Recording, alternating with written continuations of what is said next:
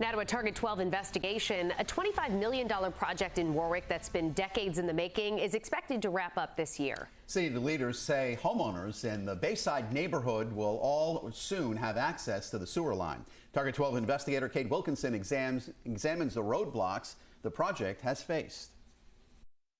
It's not cheap for homeowners, with a tab of nearly $17,000 per property paid over the next 30 years. But a city leader says this project had to get done.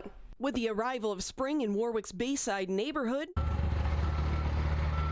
comes construction once again. We're here on Webb Ave, and what we're doing is we're doing the entry and exit pits. Matthew Salitro is the collection system manager at the Warwick Sewer Authority. For the last 4 years, he says crews have been working to establish the new sewer line for homes near Tidewater Drive. About 30 pits left out of close to 450, 460 pits. 30 pits out of 450, but how does that feel to say that? Great. It actually feels really good. Warwick Sewer Authority Executive Director Betty Ann Rogers says residents have dealt with daily challenges because the Bayside neighborhood is not connected to the city's roughly 400 miles of pipeline. They can't do laundry and their kids shower at the same time. With no sewer access, residents have instead either installed their own septic tanks or used what's known as cesspools. Councilman Ed Lattiser says cesspools pose an environmental risk of overflowing into the nearby Narragansett Bay. You can't continue under that old guideline, if you will, that digging a hole in the ground and continually dumping sewage into it is acceptable. Lattiser started the City Council's Sewer Review Commission in 2013. He says the project was often put off because of the cost. Sewers it's a political hot potato. Rogers says the total cost of the project is expected to come in at $25 million. But the direct cost to homeowners was offset when Mayor Frank Picozzi allocated $7 million in federal American Rescue funds. That took the cost of the sewers from a very high when I first started of $30,000 to $35,000 and brought it down to $16,900 capped. But once the project is complete and the roads are paved, he expects to deal with a new problem. You know what new roads mean for me, right? It means, Councilman, they are speeding up and down this road.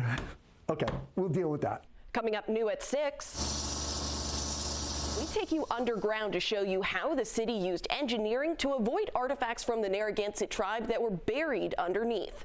With the Target 12 investigators, Kate Wilkinson, 12 News. The Target 12 investigators are taking you underground to show you the final phase of a massive sewer project in Warwick. It took decades, but city leaders say the project will finally wrap up this year. And new at 6, one of the challenges for construction crews, avoiding Native American artifacts in the ground. Target 12 investigator Kate Wilkinson got to see how the city used engineering to solve the problem. The final cost of the project is expected to hit $25 million. City leaders say they had to take on a more expensive approach to avoid the Narragansett's artifacts, but says working with the tribe was crucial in getting the project done. Along Tidewater Drive in Warwick's Bayside area, construction crews have been digging up these 6-foot pits in the road. This is used to drill from here into that yard. Matthew Salitro is the collection system manager for the Warwick Sewer Authority. He says they have been working to establish the sewer line in the Bayside neighborhood since 2020.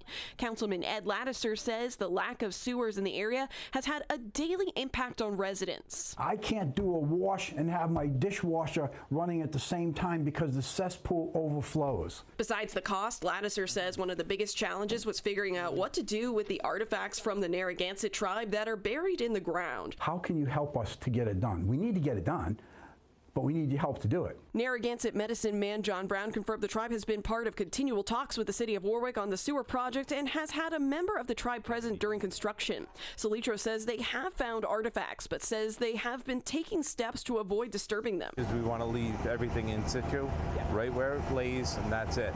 So if we do find something, then we move to another pit. Salitro says one of the main ways they're trying to avoid artifacts is through what's known as horizontal directional drilling. Target 12 got to see how it works firsthand,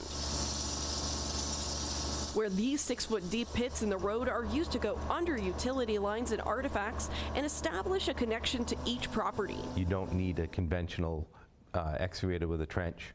Pull a box along, rip it up, put a piece of pipe in, rip it up, put a piece of pipe in. Lattiser says with each road that's paved, he's glad to see the project is coming to a close. Did you ever feel like, why am I doing this? No, never. Because that issue was so important to those folks that live there. It was so important to the environment. It was so important to the Native Americans. No, there was never, that question, never.